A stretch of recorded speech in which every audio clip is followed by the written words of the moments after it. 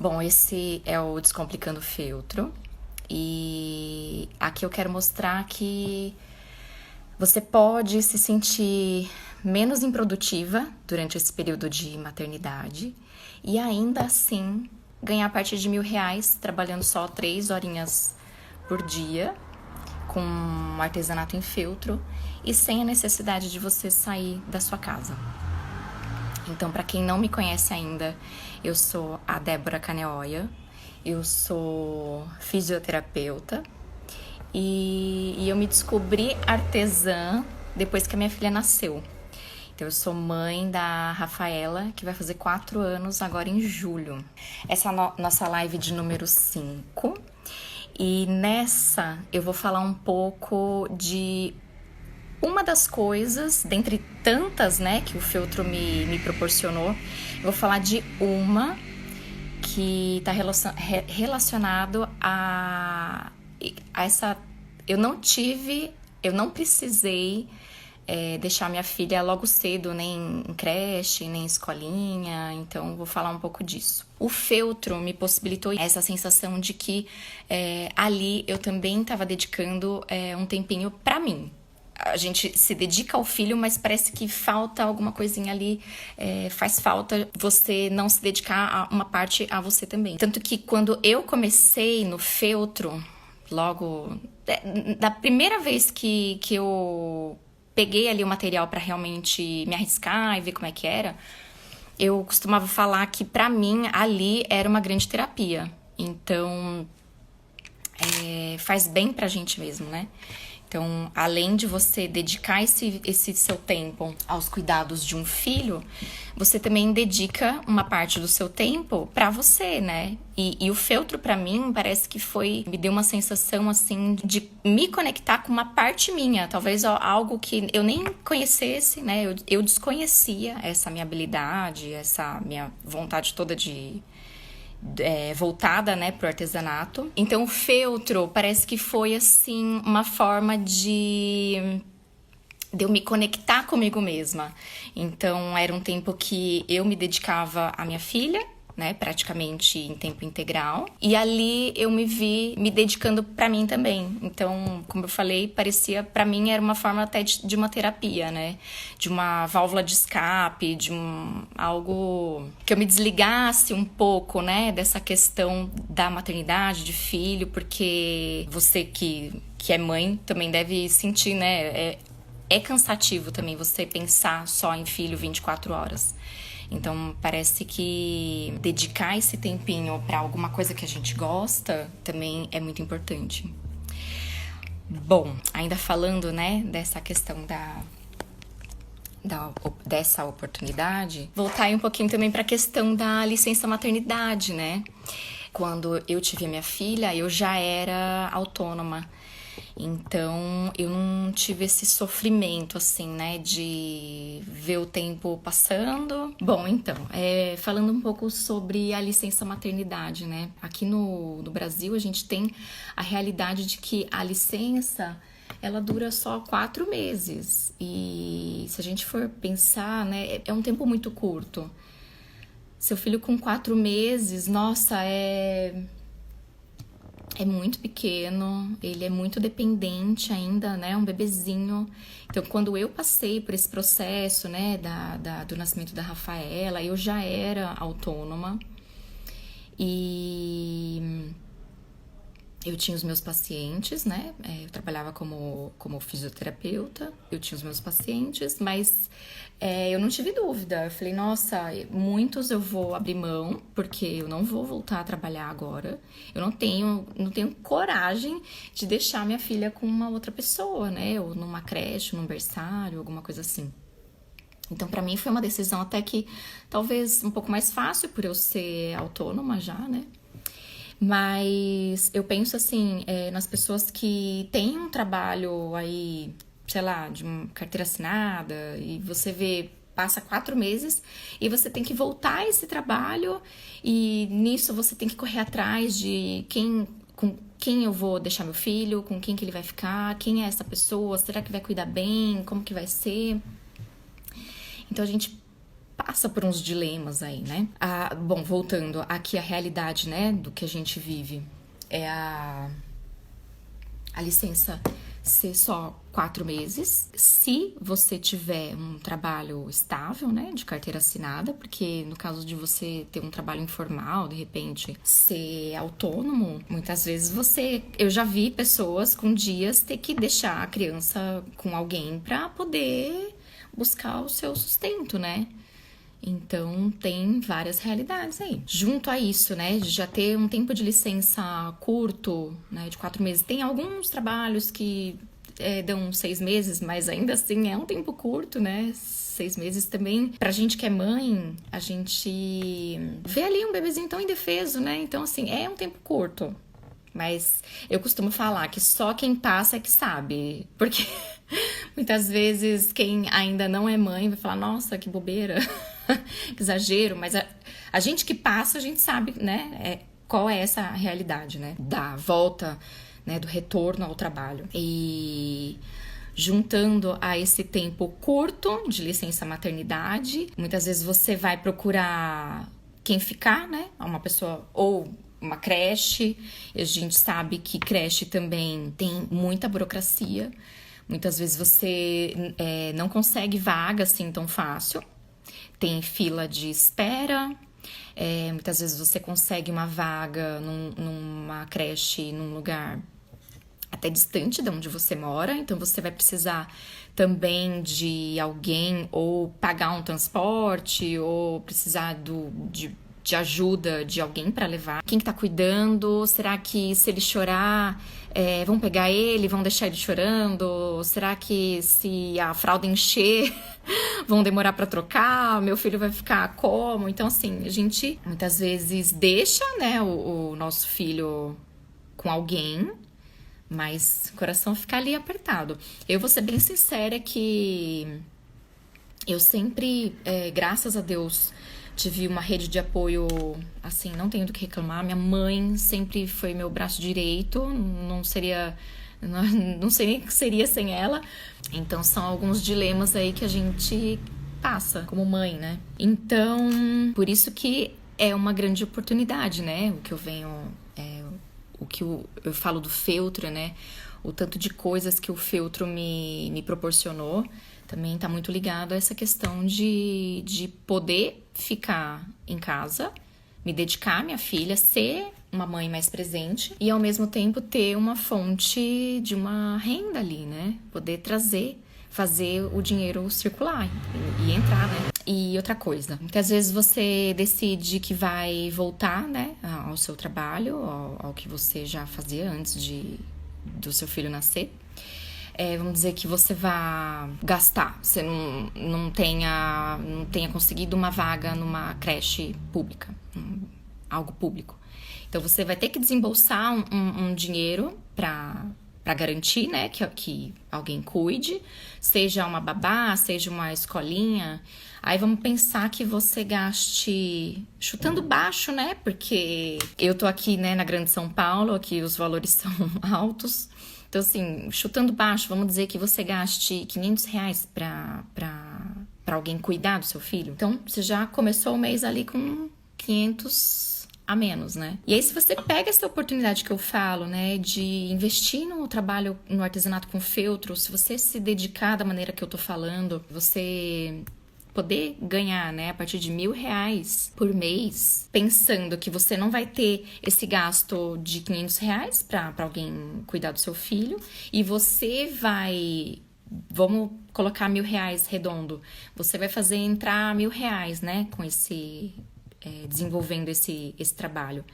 Então, é como se você estivesse trabalhando fora e ganhando 1.500, né? Então, com feltro, você pode estar ali, se dedicar ao seu filho, se dedicar a você, fazendo algo que você goste, que você se identifique. Além disso, fazer o dinheiro entrar, né? E fora todas as vantagens que você vai ter, né? Eu falo muito de vínculo com o filho. Eu acho que tem muitas vantagens, né? A gente tá ali presente. Você tá próximo do seu filho, principalmente nesse começo de vida, é muito importante. vai refletir em muita coisa lá na frente na vida dele. E eu posso dizer que, assim, quando a gente se torna mãe, a gente começa a maquinar várias coisas, né? Que até então não eram prioridade. Você não pensa, né? Até surgir um filho, você não para pra pensar nessas coisas. Eu falo por mim, assim, eu sempre trabalhei muito, mas porque eu sempre gostei muito de trabalhar, sabe? Como eu já falei, né? Sou fisioterapeuta e muitas vezes eu trabalhava muito, trabalhei em 2 hospitais. Quantas vezes eu não estudava e trabalhava em 2? Já teve época de fazer parte no mesmo lugar, fazer parte de 3 escalas, 3 horários diferentes, porque eu sempre gostei disso, né? Eu sempre fui muito produtiva, mas quando a Rafaela apareceu, foi o que me fez repensar em muita coisa. Então, eles mudam muita coisa, que até então a gente não pensa, né? Mudam as prioridades. Então, você passa a fazer contas, o que você pode abrir mão, aonde que eu posso, quais as mudanças que eu posso fazer para me dedicar a filho. Então, filho passa a ser a nossa grande prioridade. Eu já falei, não é regra, não é... Eu sei que para cada pessoa encara a maternidade de uma maneira, pensa de uma forma, então assim, não é regra. Eu falo por mim e eu penso que se eu passei por esses questionamentos, com certeza muitas outras pessoas também passaram, né? Eu não devo estar sozinha nesse barco. O que eu ia falar. Além de você fortalecer esse vínculo com o seu filho, porque você vai estar ali, né, presente na vida dele, eu falo por mim que com a Rafaela a gente pensa numa logística ali, né, com o filho, né? A gente pensa numa logística de tempo, como que eu vou fazer, em que tempo que eu vou encaixar esse feltro, mas... Uma coisa eu falo, a minha relação com a Rafaela, ela se fortaleceu tanto que eu acho que com o feltro nasceu uma grande parceria. Porque desde muito pequena, claro que filho quer a nossa atenção, se deixar, ele quer atenção 24 horas por dia. Mas com o feltro, eu sempre tive conversas muito claras com ela ali, de falar... Filha, me ajuda, me ajuda, porque agora eu preciso fazer isso ou aquilo. Às vezes eu tinha uma encomenda que eu não poderia deixar para depois, eu tinha que terminar aquilo. E eu tinha conversas muito claras, assim, né? Ela pequena, e ela me entendia. Então, quantas e quantas vezes... eu coloquei um espacinho ali do lado pra ela ficar ali. Ela não tava sozinha, né? Eu tava me dedicando ao feltro, mas ela tava ali brincando. Quantas vezes até hoje eu tô aqui costurando e ela chega e ela pede colo e tudo bem, porque ela é minha maior prioridade, então ela em primeiro lugar. E então, quantas vezes ela vem, me pede colo e eu deixo ela no meu colo e vou costurando, por mais que não seja a posição mais confortável ou por mais que vá atrasar um pouco, né, o ritmo de costura, ela é a minha grande parceira e é possível, eu faço. Muitas vezes parece que naquela hora que você precisa acelerar, tal, que você tá apertada, parece que é aquela hora... Ela sempre chegava, às vezes vinha carregando um gibi, e aí pedia pra sentar no meu colo. Ai, mamãe, lê essa história. Aí é aquilo, né? Parece que ela escolhia aquela história a mais longa possível. Teve até dias de falar, nossa, você tem certeza que é essa historinha mesmo? Nossa, ela é comprida, né? Não é essa mesmo. Não pode ser essa, não é essa. Mas tudo bem. Então... eu vi que eu me adequei. Eu consegui, né, conciliar, tornar possível fazer tudo com ela. E ela é uma grande parceira, porque, como eu falei, nasceu uma parceria, né? Ela entende também, muitas vezes, que, olha, agora eu não posso, espera, eu preciso fazer isso aqui, porque é o meu trabalho, mas fica aqui do lado, espera um pouquinho, que daqui a pouco eu vou te ajudar, eu vou estar com você, né? Então, isso eu achei legal.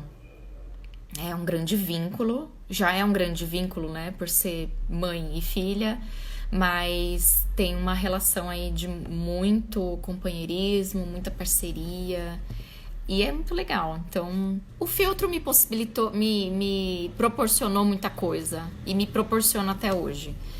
Então, o que eu quero passar aqui é que passar um pouco, né, disso que eu vivi, disso que eu vivo ainda, dessa experiência toda, e dizer que filho não é problema, filho jamais vai ser problema. O filho é solução. Filho, no fundo, é o grande combustível, né? Até porque se não fosse por eles, a gente nem encararia esses desafios, essas mudanças, né?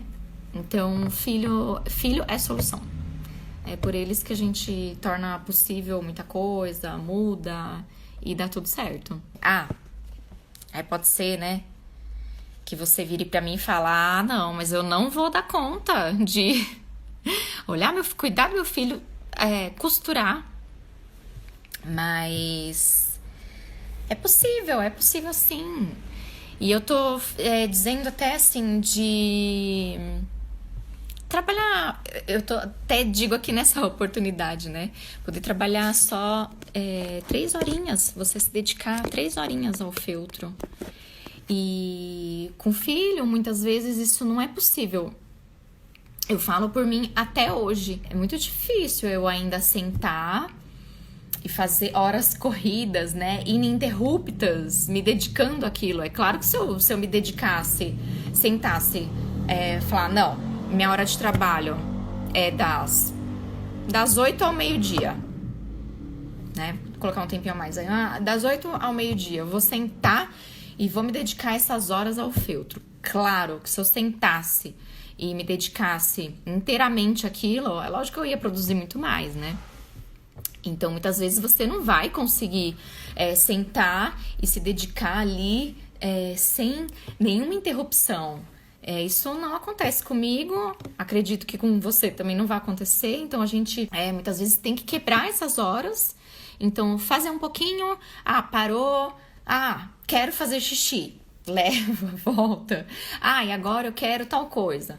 Então, assim, muitas vezes você não vai conseguir dedicar esse tempo ali, nossa, inteiramente àquilo. Você vai ter que fazer umas quebras, né? Mas tudo bem, você contabilizar ali, bom, já fiz isso, tal, dei uma paradinha aqui, mas já fiquei 1 horinha, vou dar uma pausa, daqui a pouco eu volto. Quando dormir, eu venho aqui, me dedico mais um pouquinho. E é possível.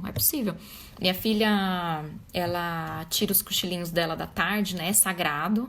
Tem dia que ela não quer, mas assim, é praticamente sagrado. Então, assim, é um tempinho que dá pra se dedicar também.